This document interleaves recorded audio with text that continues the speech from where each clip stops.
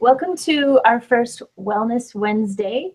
This will be the first of 8 Wellness Wednesdays that is brought to you by our wellness team from September to December of this year as part of our campaign all around rejuvenation and resilience. Today I have with me Colin Gingras and Nalina Kumar, virtually from Edmonton, and we are going to talk about both traditional and modern rejuvenation techniques.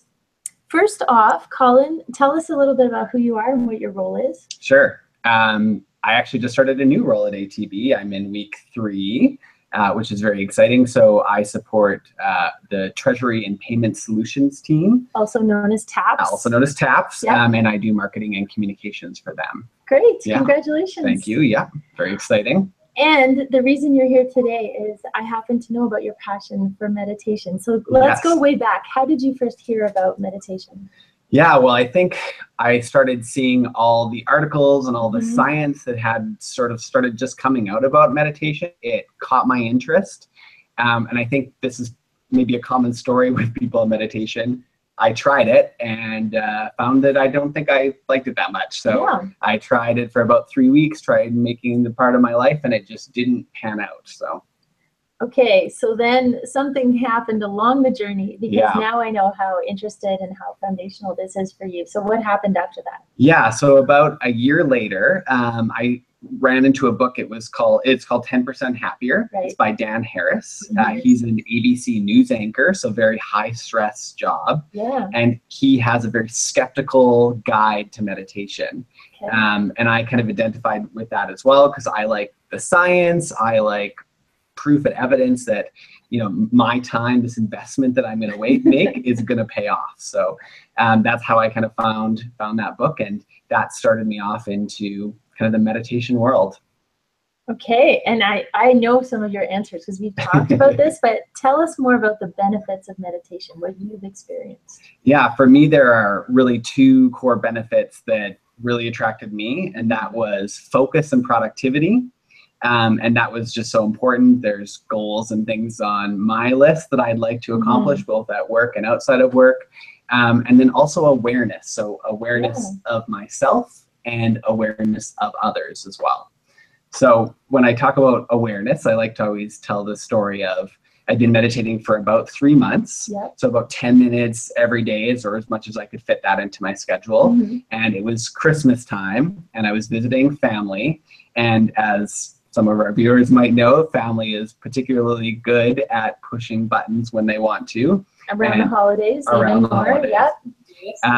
So I had a relative that was doing that for me, and I could feel kind of that flight or fight, that stress, that anger kind of starting to build. Right. And then something really interesting happened. I noticed what was happening, and I noticed what the relative was trying to do. Right. And in that moment, I started laughing because I thought, wow, I'm noticing this is happening. And then the relative started laughing. And then we were just both laughing, and there was no fight and no one got mad. And then I walked away being like, that's new. So. Wow. Okay, I'm getting more and more inspired to start my meditation practice. So Colin, for people like me, and I think I'm in the majority, what's your advice on how to get started? Yeah, so I think that there's 2 big misconceptions about meditation, or 2 big hurdles that you kind of need to get over, or I did at least. The first one is you don't have enough time. Right. So that's why I say start at 4 minutes, between 4 and 8 minutes. So 8 minutes if you're really ambitious and you're like, I got this, or 4 minutes if you're thinking, this is going to kill me. So 4 minutes. Okay. 4 minutes. So that's the first one. So start small and build up over time. Yep. And then the other one is, and it's a big one, I've tried meditation, but my mind just keeps thinking. So it's a big misconception because when you're meditating, your mind is going to think. It's built to think.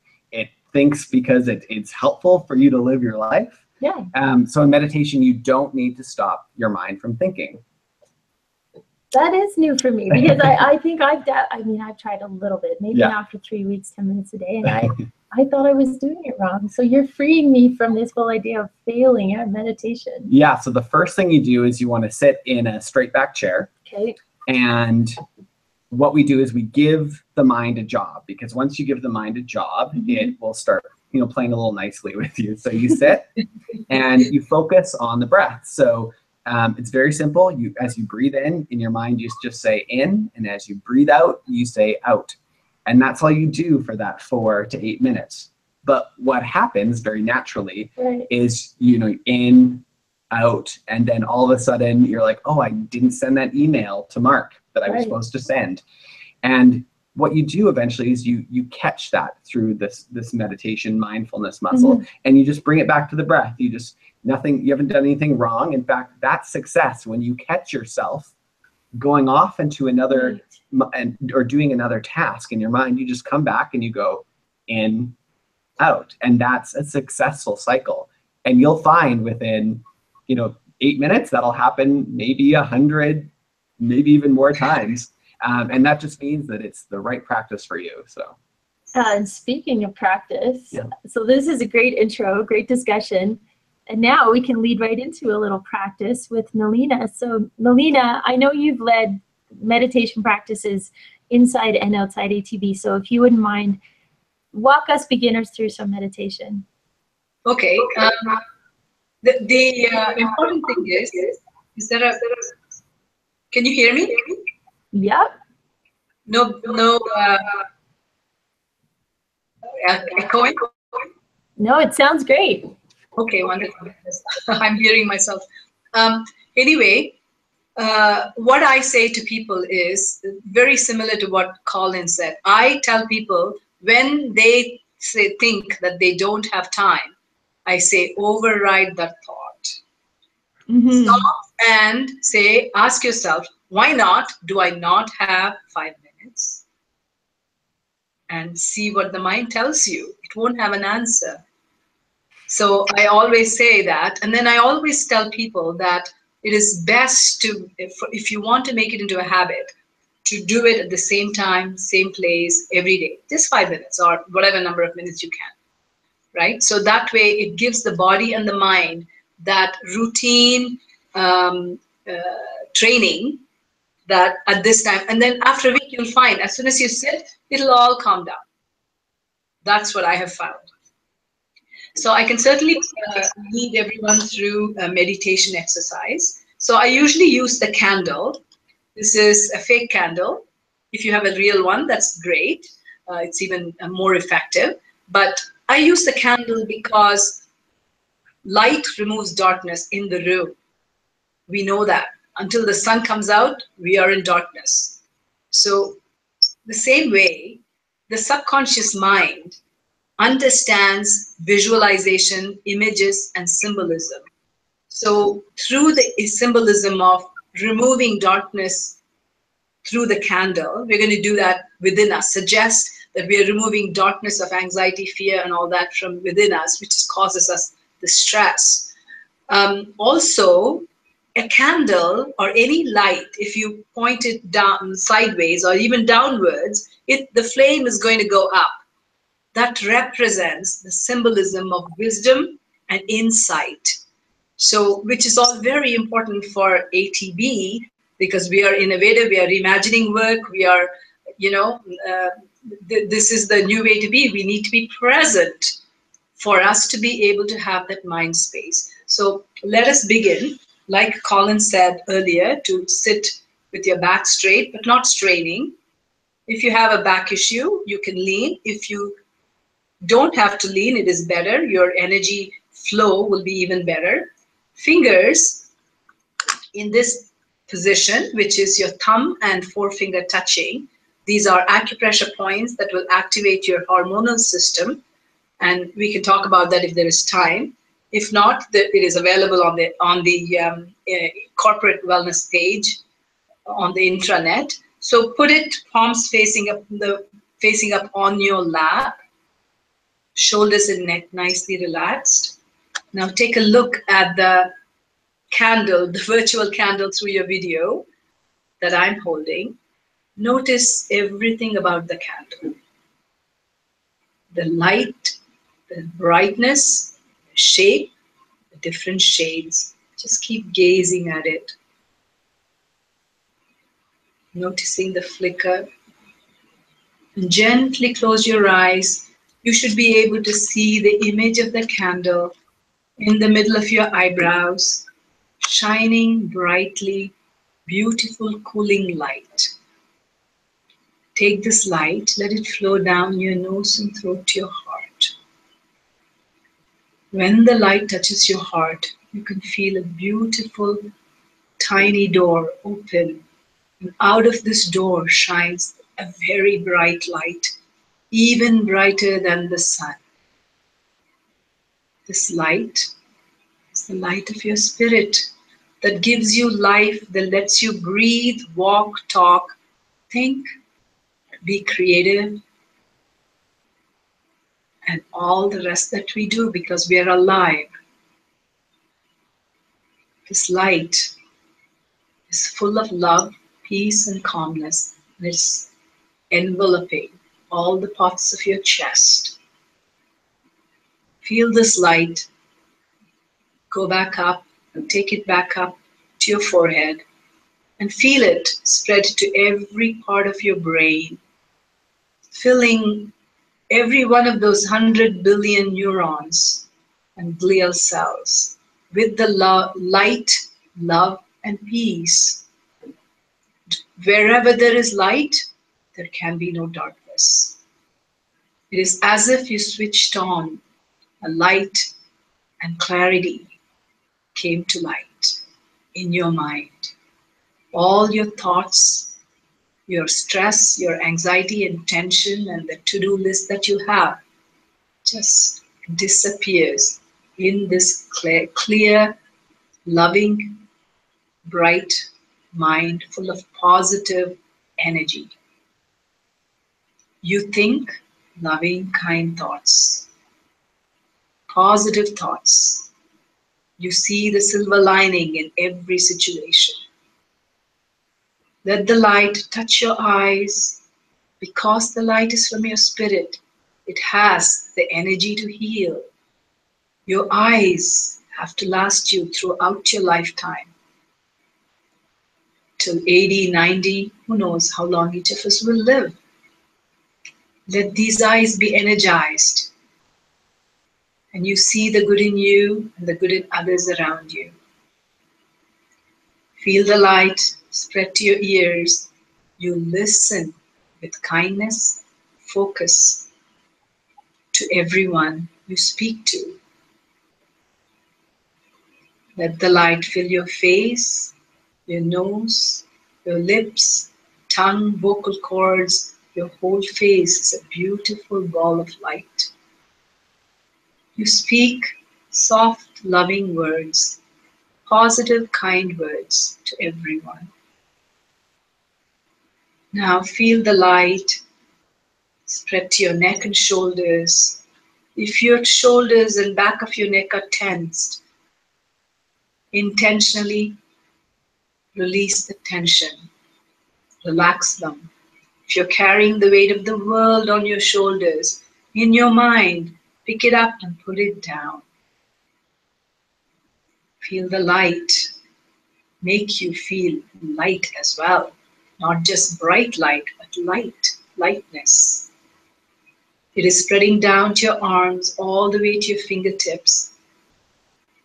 Become aware our hands work all day for us. So hard from morning to night. Let them be healthy and strong. Let us help ever, hurt never with our hands.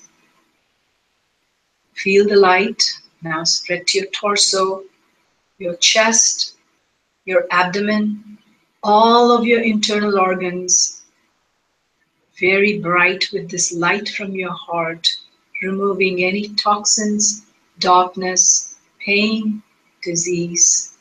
There is no place for darkness to hide, because where there is light, there can be no darkness. There is only love, peace, and calmness. Feel it slide down your legs all the way to your feet and toes, your whole body and every one of the trillions of cells energized with this light that is within you. Focus your attention in your heart and imagine there's beautiful laser beams of light going from your heart and touching everyone you love, beginning with your family. Touch them one by one. They may not know it consciously, but their hearts will know it. Touch them, and touch them to the colleagues that you work with. Touch them to your friends, anyone you know, also those who you don't know. Plus, make sure you touch this light to that person you have a disagreement with, and see how the stress of that relationship becomes better for you, because you're healing yourself through this light. Now spread the light to the community you live in, making it a safe place for us. And further to the entire Mother Earth, how she suffers, how the people of this planet are suffering. But by you sending this light to them, we are making a change in our own small little way. Thanking Mother Earth for all that she bears, and for her sustaining us. Bring your attention to your forehead, in between your eyebrows. This is the beginning part of your meditation. Now that you have calmed yourself, you've focused your mind on the light, the one object. Now, you bring your attention to your forehead. Take a deep breath in. When you breathe in, you push your belly out. When you breathe out, you pull your belly in. It is most important for you to push your belly out as you breathe in, as if you're blowing out a balloon, because this kicks in your parasympathetic nervous system, which is the mechanism to relax you. And as you breathe out, you expel all the carbon dioxide and toxins. That is the purpose of the breath. Continue to breathe in and breathe out, focusing your mind on your nostrils, on the breath in and breath out, as Colin had mentioned, in and out. Making sure you are pushing your belly out and thus filling all of your lungs with not just oxygen, but life, which is in us, with us, around us, above us. This is the cosmic life that we swim in. Continue to breathe in and breathe out. If your mind wanders, gently tell that thought you'll get to it later and go back to that breath awareness and sit silently for as long as you can.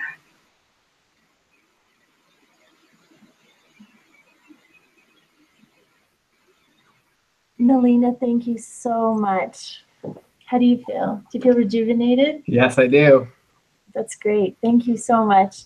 So this is the end of our first Wellness Wednesday. Please do check in with the wellness community and search for the wellness calendar, as we will bring you a series of these virtual events from September to December, all around building the rejuvenation and resilience of our team members. Thanks for joining us, and a special thank you to both Colin and Nalina for sharing your passion today. Thanks for having us. Thank you for having us. Okay, bye for now. Thank you, Tara.